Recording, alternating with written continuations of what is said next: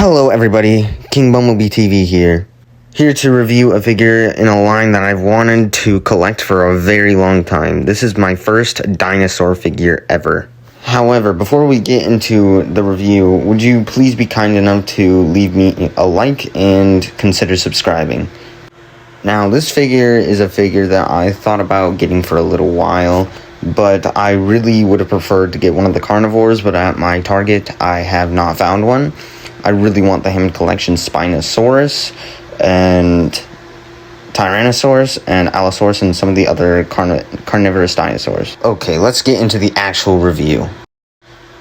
I am a bit of a carnivore guy. My top 5 favorite dinosaurs, maybe even top 7 probably, are carnivorous dinosaurs.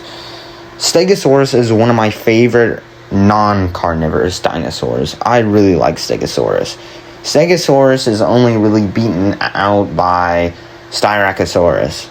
Now, this Stegosaurus isn't necessarily the most accurate to the real-life animal. The tail is way too low on the body, and the legs aren't proportionally accurate to the real-life animal. However, people are probably going to point out that, for one, this design is obviously outdated since the movie came out a while ago. And 2, they're not supposed to be accurate. However, it's not even accurate in its own movie.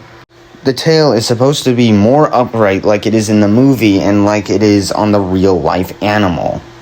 However, even with these issues, I still like this figure.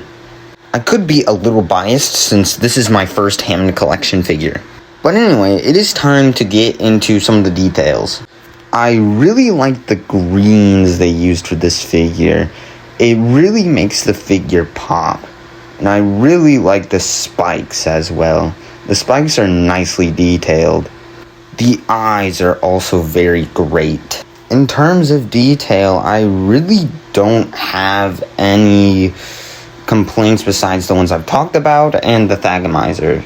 The Thagomizer is a little bit the details are wrong.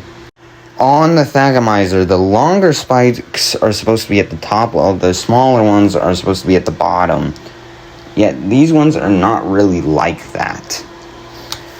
On one side, they're pretty long, and on the other side, they're short. Other than that, I don't really have any issues with the detail on this figure. Now, this guy has some articulation, but it's pretty and hard to pull off. Now, the head can go up and down and go from side to side. The neck basically does the exact same, where it can go up, down, and side to side. Now, the arm can go all the way around, although it's very hard. It can go all the way out. And there's a bend at the elbow, although it is really hard to use it. And it can also turn all the way around. And the same thing goes for the foot.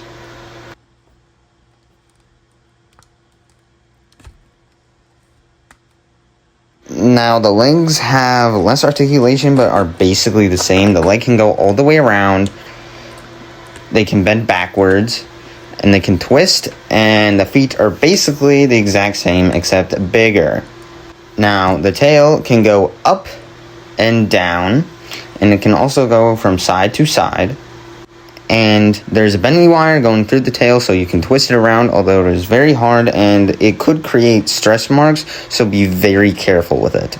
The articulation is pretty but I still like this figure. But now, since I don't really have any other Hammond collection figures, or even dinosaur figures for that matter, I don't really have anywhere to put him at the moment. So he's going to just go on my desk by the Jurassic Park novels. Now, let's get into, should you buy this figure or not? I think it depends. I don't think this is exactly worth $40. It's a great figure, do not get me wrong. I really like the figure. But I don't think you should get it unless you're either a completionist or you really like Stegosaurus like I do. So it's basically it's basically your decision if it's worth a buy or not. Because to some people, they don't really like stegosaurus, or they're not completionists. They shouldn't buy this figure, but if you are one of those people, then buy this figure. Now, please leave a like and consider subscribing. Goodbye.